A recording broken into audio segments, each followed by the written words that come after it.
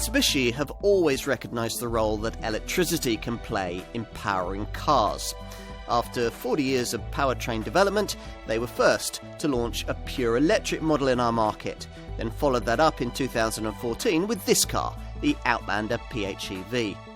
This was the world's very first four-wheel drive plug-in hybrid SUV, and it's created quite a stir. A careful package of improvements has continued that sales momentum, creating a smarter, quieter and more appealing product. This Outlander's twin-motor four-wheel drive system combines petrol power with the output from two electric motors, one to drive each axle, both being fed by a 12 kilowatt-hour battery mounted between those axles. The whole setup develops a combined output of 200 brake horsepower and gives willing performance, along with some astonishing efficiency figures. These have been further improved with this revised model, now claimed at 156.9 miles per gallon on the combined cycle and just 42 grams per kilometre of CO2, which sees this car with a benefit-in-kind taxation rating of just 5%. That's enough to save a fortune for some company drivers. Drive the car hard and, of course, you won't achieve anything like these returns. Keep the car charged up and only use it for short distances though, and you'll actually better them by driving in an all-electric EV drive mode, setting in which Mitsubishi reckons you'll be able to travel up to 32.5 miles. Push on a little and your Outlander PHEV will switch into its second series hybrid mode, where the engine generates extra power for the electric motors. Beyond that, there's a third parallel hybrid mode, which adds the resources of the petrol engine driving the front wheels for maximum performance.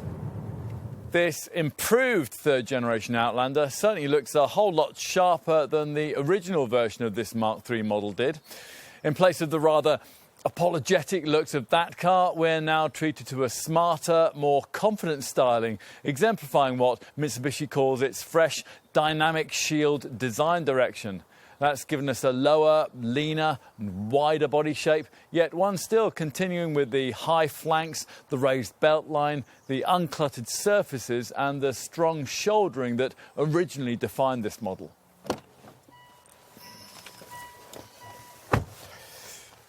Time to take a seat behind the wheel. This time around, a smarter dashboard, padded door panels and a stitched instrument cowl all add to the ambience. The things you more commonly interact with are much better too, with a classier silver-trimmed joystick-style gear lever next to the handbrake that, rather surprisingly for such a futuristic car, is of the conventional kind. Moving back into the second row, there's reasonable space for two adults, or three at a squash, with a third person's course aided by the way that the central transmission tunnel has been kept usefully low. Finally, let's take a look at the luggage space out back. Here in this 5-seat only PHEV version, there's 731 litres of space, only 50 litres less than you get in the diesel version with the luggage area chairs folded. If you need more space, then folding the second row backrest frees up 1.85 metres of floor length. You can see why Mitsubishi is doing so well with this Outlander PHEV in our market. Other family SUV rivals may be able to offer more power, sharper handling and fancier cabins, but ultimately most of them are limited by yesterday's technology. This car, though, has been engineered for a different era. If you never thought much of electric mobility as an automotive solution, we think it might convert you.